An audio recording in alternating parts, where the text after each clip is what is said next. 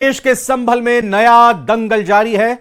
शाही जामा मस्जिद को लेकर जहां हाई कोर्ट ने सफाई करने की इजाजत दी, वहीं सियासी बयानबाजी भी शुरू हो गई। जामा मस्जिद की रंगाई पुताई पर रोक लगी है। हाई कोर्ट ने सुनवाई के बाद रोक लगाई। एएसआई की निगरानी में अब सिर्फ साफ सफाई होगी। संभल से एसपी सांसद जियाउर रहमान बर्क के एएसआई की रिपोर्ट पर सवाल उठाए हैं। बर्क का यह कहना है कि उन्हें एएसआई पर भरोसा नहीं है। उनका आरोप है कि एएसआई दूसरे के इशारे पर काम कर रही है। वहीं न्यायिक कमेटी की टीम भी आज पहुंची और संभल हिंसा केस में 29 लोगों के बयान दर्ज किए गए। न्यायिक आयोग कल भी बयान दर्ज करेगा और पत्थरबाजों पर पुलिस का कुर्की का एक्शन भी हो सकता है। कुल मिलाकर 14 आरोपियों पर पुलिस एक्शन लेगी। इस रिपोर्ट में पूरी खबर विस्तार से जानते हैं।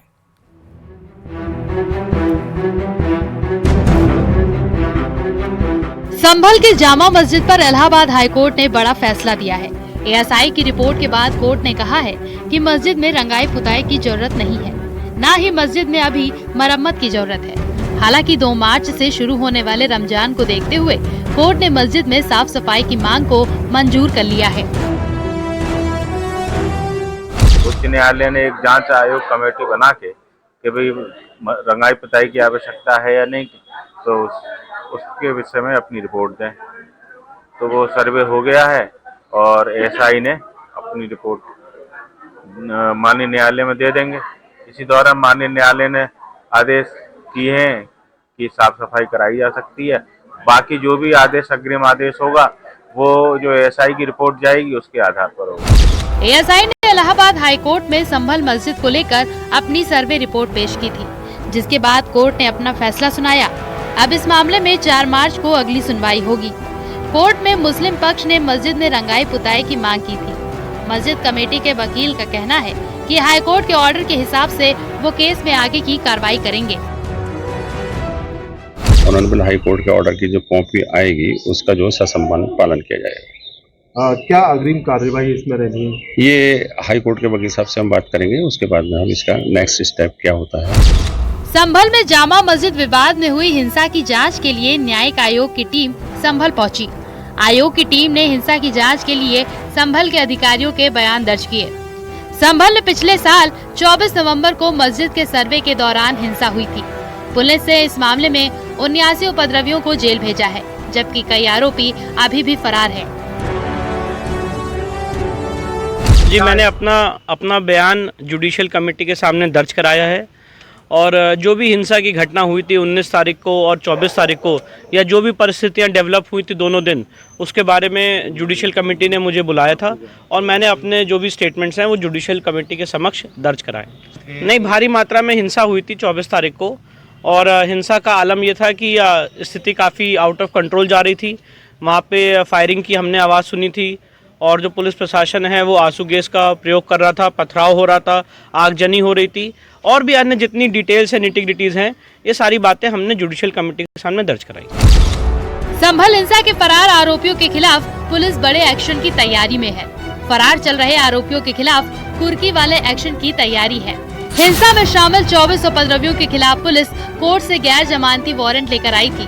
पुलिस ने 10 आरोपियों को गिरफ्तार कर लिया था। NBW जारी होने के बाद भी 14 आरोपी अभी भी फरार हैं।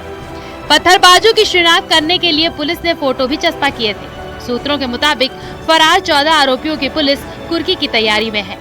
पुलिस अभी तक कुल 80 आरोपियों को गिरफ्तार कर चुकी है। पुलिस रिकॉर्ड में 2,500 से 3,000 की भीड़ ने हिंसा की थी। पुलिस ने कोर्ट में इसके लिए प्रक्रिया शुरू कर दी है। आदेश के बाद पत्थरबाजों की संपत्ति की कुर्की होगी। न्यूज़ 18 के लिए ब्यूरो रिपोर्ट। महाकुंभ के समापन के बाद भी सियासी वार पलटवार जारी है। कांग्रेस ने जहां राहुल गांधी के नहीं आने पर उनके न्योता नहीं दिए जाने का मुद्दा उठाया है, वहीं बीजेपी का कहना है कि राहुल गांधी चुनावी हिंदू हैं। वो सिर्फ सनातनी होने का दिखावा करते हैं, लेकिन उनके बयान और एक्शन हमेशा सनातन के अपमान वाला होता है। इस रिपोर्ट में आपको पूरी खबर दिखाते हैं। हिंदू तो एक आस्था है। उनको डर था कि ऐसा न हो कि हमें निमंत्रित करें और राहुल गांधी सही में आ जाए। मेरे पास तो वो गंगा जल, त्रिवेणी का, जो यमुना जी का, सरस्वती जी का जल रखा हुआ है, अगर वो मांगेंगे तो दे देंगे।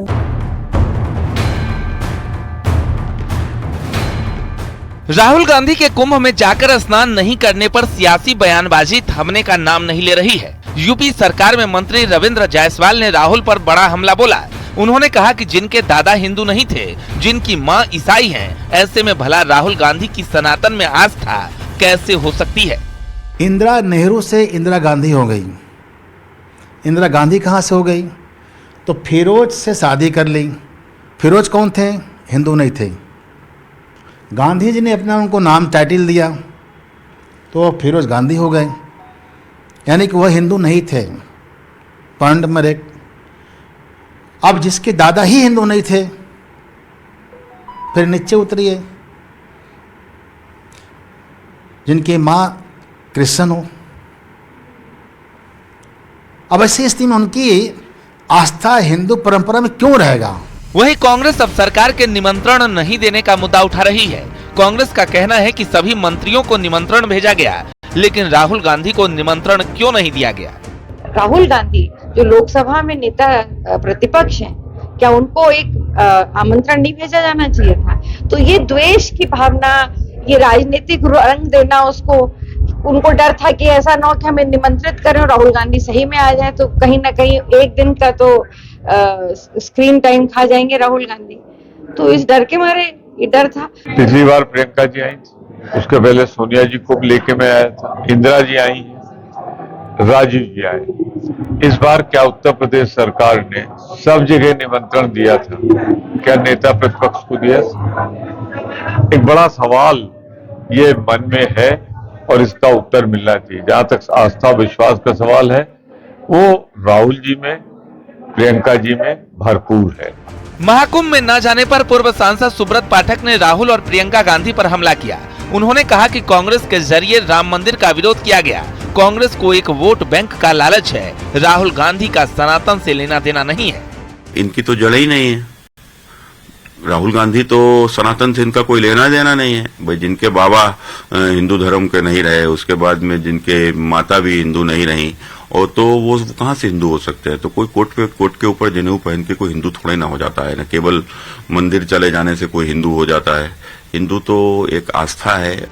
गांधी परिवार के महाकुंभ नहीं आने पर यूपी कांग्रेस अध्यक्ष अजय राय ने कहा कि उन्होंने महाकुंभ में कांग्रेस प्रतिनिधि के तौर पर डुबकी लगाई। कांग्रेस प्रतिनिधि के तौर पे जितने भी हमारे वरिष्ठ नेतागण हैं, कांग्रेस का प्रदेश अध्यक्ष होने के नाते मैं जाकर स्नान किया और जाके मंगल कामना की। हमारे नेता आदरणीय राहुल जी, खड़गे जी, प्रियंका जी निश्चित तौर से अजय राय प्रदेश अध्यक्ष हैं, वहां पर गए और मंगल कामना की हमने। बीजेपी नेता अपर्णा यादव ने भी राहुल गांधी पर निशाना साधा है। अपर्णा का कहना है कि वो चाहती थी कि राहुल गांधी डुबकी लगा कर आए, लेकिन वो नहीं गए। मैं तो चाहती थी कि हमारे जो है पप्पू जी भी लगा करके आए, पर वो लगा के नहीं आए। उनको पुण्य शायद लिखा नहीं होगा उनके उसमें, पर मेरे पास तो वो गंगा जल त्रिवेणी का, जो यमुना जी का, सरस्वती जी का जल रखा हुआ है। अगर वो मांगेंगे तो दे देंगे। कांग्रेस अध्यक्ष मल्लिकार्जुन खड़गे ने महाकुंभ को लेकर विवादित बयान दिया था। अरे भाई, गंगा में डुबकी लेने से गरीबी दूर होती क्या? हालांकि उनके बयान के बाद भी कांग्रेस के कई दिग्गज नेताओं ने महाकुंभ में स्नान किया, लेकिन गांधी परिवार के नहीं आने पर सियासी बयानबाजी थमने का नाम नहीं ले रही। Bureau report, news 18। Prayagraj Mahakumbh में जहां करोड़ों श्रद्धालुओं ने आस्था की डुबकी लगाई, वहीं अब महाकुंभ पर सियासत भी खूब हो रही है। अखिलेश यादव ने कुंभ पर सरकार को घेरने का कोई मौका नहीं छोड़ा और कुंभ में जाकर स्नान भी किया। बीजेपी का आरोप है कि अखिलेश वोट बैंक के लिए सनातनी होने का दिखावा तो करना चाहते हैं, लेकिन दिल से सनातन धर्म को नहीं मानते। इसीलिए अभी तक अयोध्या राम मंदिर के दर्शन के लिए वो नहीं गए। वहीं महाकुंभ को लेकर नेगेटिव बातें भी फैलाई। इस रिपोर्ट में आपको दिखाते हैं।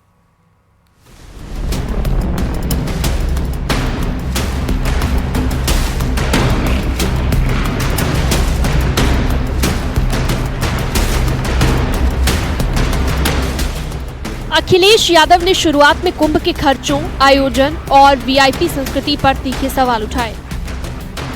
उन्होंने ये भी याद दिलाया कि उनकी सरकार में कुंभ का आयोजन कम लागत में हुआ था, लेकिन सवाल तब खड़े हो गए जब वो खुद स्नान करने पहुंच गए। सपा प्रमुख अखिलेश यादव लगातार महाकुंभ को लेकर सरकार पर हमलावर हैं। उन्होंने कुंभ के खर्च, आयोजन व्यवस्थाओं और श्रद्धालुओं की संख्या को लेकर भाजपा सरकार पर बार बार घोटाले के आरोप लगाए, लेकिन इसके बावजूद खुद भी महाकुंभ में स्नान करने के लिए पहुंचे, जिससे उनके रुख पर सवाल खड़े हो गए हैं। एसपी का कहना है कि बीजेपी सिर्फ दिखावा करती है, लेकिन अखिलेश सनातन को दिल से मानते हैं। लेकिन बीजेपी ने सिर्फ हिंदुत्व की मार्केटिंग और ब्रांडिंग का ठेका ले रखा है। हिंदुत्व के ठेकेदार तो आप बनते हो ना, जो कंप्लीट इंडिया में ब्रांडिंग है हिंदुत्व की वो आपके पास है, कॉपीराइट आपने लेकर रखा हुआ है। आदरणीय अखिलेश जी कब गए, क्यों नहीं गए? भगवान और इंसानों के बीच में आने वाले आप कौन लोग हो? अखिलेश अभी तक राम मंदिर दर्शन के लिए अयोध्या नहीं गए, लेकिन इटावा में अखिलेश यादव के नेतृत्व में केदारनाथ और रामेश्वरम की तर्ज पर केदारेश्वर महादेव मंदिर का निर्माण हो रहा है। वहीं अखिलेश और दूसरे एसपी नेता भी बीच बीच में मंदिर का जायजा लेने पहुंच जाते हैं। बीजेपी का आरोप है कि अखिलेश वोट बैंक के लिए सनातनी होने का दिखावा तो करना चाहते हैं, लेकिन दिल से सनातन धर्म को नहीं मानते। इसलिए अयोध्या राम मंदिर के दर्शन को लेकर भी उनकी तरफ से तमाम बातें कही गई। वहीं प्रयागराज में महाकुंभ को लेकर भी नेगेटिव बातें फैलाई गई। प्रभु राम का मंदिर कोई भाजपा का मंदिर नहीं है, लेकिन प्राण प्रतिष्ठा के कार्यक्रम का बहिष्कार किया। अब तक प्रभु राम के मंदिर का दर्शन करने नहीं गए, मानो प्रभु राम का मंदिर भाजपा का मंदिर हो। ऐसे ही कुंभ को लेकर के विरोध करना प्रारंभ कर दिया। कुंभ कोई भाजपा का आयोजन नहीं है, लेकिन फिर भी कुंभ को लेकर के हर प्रकार की नकारात्मकता फैले। राजनीतिक विश्लेषक मानते हैं कि अखिलेश यादव का रवैया एक सोची समझी रणनीति का हिस्सा है। कुंभ में स्नान कर अखिलेश ने संदेश दिया कि वो सनातन धर्म और परंपराओं के खिलाफ नहीं, वहीं दूसरी तरफ राम मंदिर से दूरी बनाए रखकर अल्पसंख्यक वोट बैंक को भी संतुष्ट करने की कोशिश की गई। इस तरह से वो अपनी आस्था के प्रति तो एक समर्पित दिखते हैं, लेकिन जब राजनीति की बात आती है तो मुझे लगता है ये उनका कंपल्शन हो जाता है कि कहीं वो ये दिखाएं अपने समर्थकों को कि वो केवल एक हिंदू समुदाय का ही साथ नहीं दे रहे हैं, बल्कि उनके लिए अन्य धर्मों के लोग भी उनके समर्थक हैं, तो वो उनके बारे में भी सोचते हैं या उनका भी ख्याल रखते हैं। सवाल ये है कि कुंभ में स्नान करना और राम मंदिर न जाना क्या अखिलेश के विरोधाभास को उजागर नहीं करता? क्या अखिलेश धर्म और राजनीति के बीच संतुलन साधने की कोशिश कर रहे हैं, या फिर अखिलेश के लिए इसे संभालना एक पॉलिटिकल कंफ्यूजन की सिचुएशन बन गई है? अखिलेश यादव ने कुंभ में स्नान करके अपनी धार्मिक आस्था दर्शाने का प्रयास किया, जबकि राम मंदिर से दूरी बनाकर अल्पसंख्यक मतदाताओं को साधने की रणनीति अपनाई। अब ये कदम राजनीतिक संतुलन साधने की कोशिश है या महज वोट बैंक की राजनीति, इसे लेकर बहस जारी है। लेकिन फिलहाल उनका कुंभ स्नान और राम मंदिर से दूरी सियासी बहस का केंद्र बना हुआ है। कैमरा पर्सन मनोज चाई के साथ नितिका दीक्षित, न्यूज़ 18 लखनऊ। चमोली में बड़ा एवलांच भारी तबाही लेकर आया है। यहां माणा गांव के पास ग्लेशियर टूट गया। एवलांच आने से 50 से ज्यादा मजदूर उसकी चपेट में आ गए। राहत बचाव का काम युद्ध स्तर पर चल रहा है। आईटीबीपी, बीआरओ, एनडीआरएफ और एसडीआरएफ की टीमें लगातार रेस्क्यू के काम में जुटी हुई हैं। इस रिपोर्ट में आपको दिखाते हैं।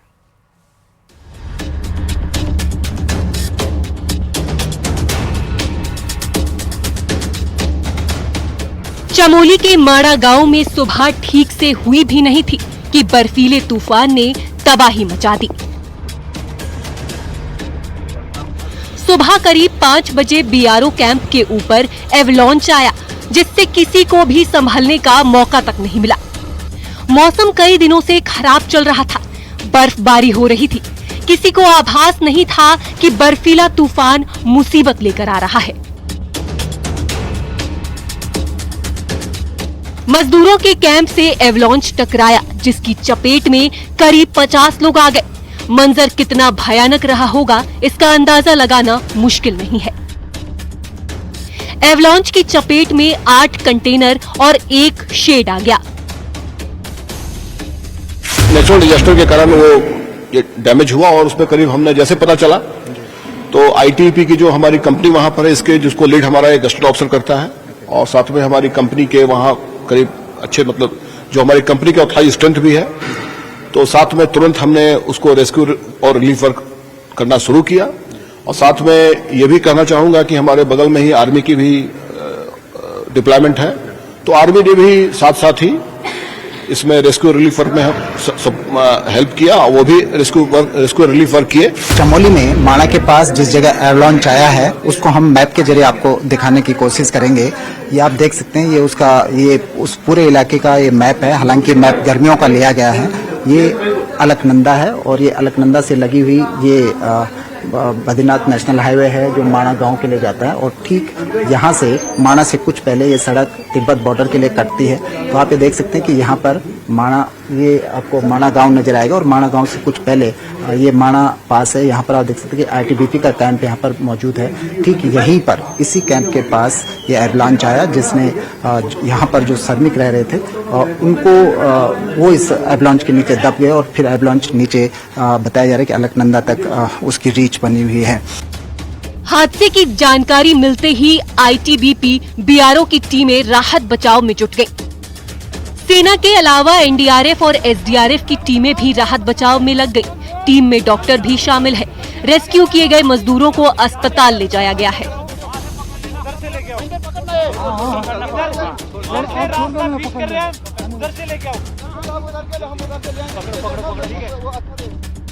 माणा से बीआरओ की तरफ से निर्माण चल रहा है, वहीं पर सभी मजदूर काम के लिए पहुंचे थे।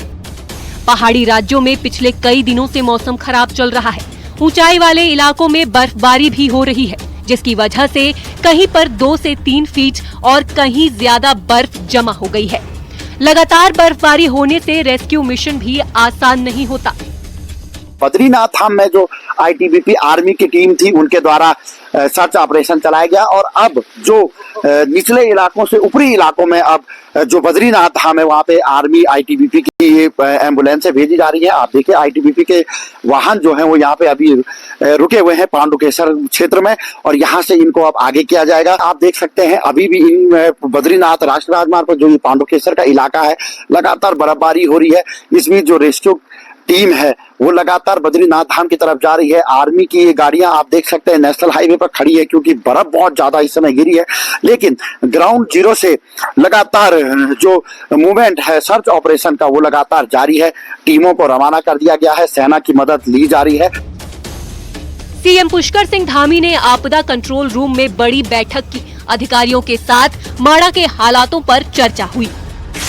बचाव के काम चल रहे हैं तेजी से। सभी चाहे आईटीबीपी है, सेना के लोग हैं, स्थानीय प्रशासन के लोग हैं, वायुसेना के लोग हैं, एक्सपर्ट हैं, सभी से वार्ता हो चुकी है। सभी लोग अपनी पूरी तरह से बचाव और राहत कार्य में लगे हुए हैं जो भी जिस स्तर पर, क्योंकि मौसम थोड़ा अभी खराब है, विजिबिलिटी बहुत नहीं है, इसलिए हेलीकॉप्टर सेवा वहाँ पर नहीं हो पा रही है, और जो स्नो एक्सपर्ट हैं उनकी भी सेवाएं ली जा रही हैं, और आईटीबीपी के लोग वहाँ विशेष रूप से काम कर रहे हैं। एनडीआरएफ भी वहाँ लगी है, एसडीआरएफ की टीम भी लगी है। वहीं गृह मंत्री अमित शाह ने भी सीएम धामी से बात की है। मजदूरों को जल्द सुरक्षित बाहर निकालने के उपायों पर चर्चा हुई। चमोली में भारी बर्फबारी के बाद नेशनल हाईवे बंद है। हनुमान चट्टी से लेकर बद्रीनाथ धाम तक सड़क पर बर्फ जम चुकी है, जिसकी वजह से आवाजाही बंद है। बीआरओ बर्फ हटाने के काम में जुटी है। सुनील नवप्रभात के साथ ब्यूरो रिपोर्ट, न्यूज 18। अजमेर के किशनगढ़ से बड़ी खबर आ रही है। केंद्रीय मंत्री गजेंद्र सिंह शेखावत के काफिले की गाड़ी का एक्सीडेंट हो गया है। भंवर सिंह पलाड़ा के बेटे की शादी में जाते समय ये एक्सीडेंट हुआ है। काफिले में मौजूद गनमैन की गाड़ी पलटने से हादसा हुआ है। गाड़ी में सवार गनमैन को चोटें आई हैं। जेएलएन अस्पताल में भर्ती किया गया है गनमैन को, उनका इलाज चल रहा है। तो अजमेर के किशनगढ़ में यह खबर आपको बता रहे हैं, जहां पर गजेंद्र सिंह शेखावत, केंद्रीय मंत्री गजेंद्र सिंह शेखावत के काफिले की गाड़ी का एक्सीडेंट हुआ है। भंवर सिंह पलाड़ा के बेटे की शादी में वो जा रहे थे और उसी दौरान ये सड़क दुर्घटना हुई, एक्सीडेंट हुआ है। काफिले में मौजूद गनमैन की गाड़ी पलट गई अचानक, तभी यह हादसा हुआ। गाड़ी में सवार गनमैन को चोट आ गई है। जेएलएन अस्पताल में फिलहाल भर्ती किया गया। अस्पताल में इलाज अभी गनमैन का चल रहा है। दिल्ली की रेखा सरकार फुल एक्शन में है और इस एक्शन से आम आदमी पार्टी की आफत बढ़ती जा रही है। आम आदमी पार्टी सरकार की कथित घोटाला फाइल्स की सीरीज में आज एक नया चैप्टर जुड़ गया है। शराब के बाद अब दिल्ली की सेहत को लेकर भी आम आदमी फंसती जा रही है, आम आदमी पार्टी फंसती दिखाई दे रही है, क्योंकि कैग की यानी सीएजी की रिपोर्ट में दिल्ली के हेल्थ सिस्टम की पोल खोलकर रख दी है। इस रिपोर्ट में आपको दिखाते हैं। दिल्ली में सत्ता गंवाने के बाद केजरीवाल पर एक के बाद एक मुसीबतों का पहाड़ टूट रहा है, क्योंकि दिल्ली की बीजेपी सरकार ने आम आदमी पार्टी की कथित घोटाला फाइल्स खोल दी है। एक के बाद एक पिछली सरकार की धांधली पर खुलासे हो रहे हैं। मुख्यमंत्री रेखा गुप्ता ने आज कैग की दूसरी रिपोर्ट विधानसभा के पटल पर रख दी। कैग रिपोर्ट पार्ट 2 में दिल्ली के हेल्थ सिस्टम में गंभीर खामियों का खुलासा हुआ है। रिपोर्ट के मुताबिक स्वास्थ्य विभाग में 21% स्टाफ की कमी है, जबकि नर्सों में 21% और पैरामेडिकल स्टाफ में 38% की कमी है। सर्जरी विभाग में 2 से 3 महीने और प्लास्टिक सर्जरी विभाग में 6 से 8 महीने की वेटिंग है। कई अस्पतालों में मॉड्यूलर ऑपरेशन थिएटर निष्क्रिय पड़े हैं। एम्बुलेंस सेवाएं जरूरी उपकरणों के बिना चल रही हैं। रेडियोलॉजी सेवाओं में लंबी वेटिंग है। सरकारी अस्पतालों में बेड की भारी कमी है। 27 अस्पतालों में से 14 में आईसीयू सेवा नहीं है। 16 अस्पतालों में ब्लड बैंक की सुविधा नहीं है। 8 अस्पतालों में ऑक्सीजन सप्लाई नहीं है। 12 अस्पतालों में एम्बुलेंस की सुविधा नहीं है। कैग रिपोर्ट के मुताबिक मोहल्ला क्लिनिकों की स्थिति भी बेहद खराब है। 21 मोहल्ला क्लिनिकों में शौचालय नहीं है। 15 क्लिनिकों में बिजली बैकअप की सुविधा नहीं है। 6 क्लिनिकों में डॉक्टरों के लिए टेबल तक नहीं है और 12 क्लिनिकों में दिव्यांगों के लिए सुविधा नहीं है। अध्यक्ष महोदय, मैं आपकी अनुमति से राष्ट्रीय राजधानी क्षेत्र दिल्ली सरकार से संबंधित भारत के नियंत्रक एवं महालेखा परीक्षक का सार्वजनिक स्वास्थ्य अवसंरचना और स्वास्थ्य सेवाओं का प्रबंधन पर निष्पादन लेखा परीक्षा प्रतिवेदन वर्ष 2024 का प्रतिवेदन संख्या नंबर 3 की प्रतियां सदन पटल पर प्रस्तुत करती हूं। और इसी के साथ न्यूज 18 प्राइम बुलेटिन में अभी इतना ही। आप बने रहिए न्यूज 18 राजस्थान के साथ।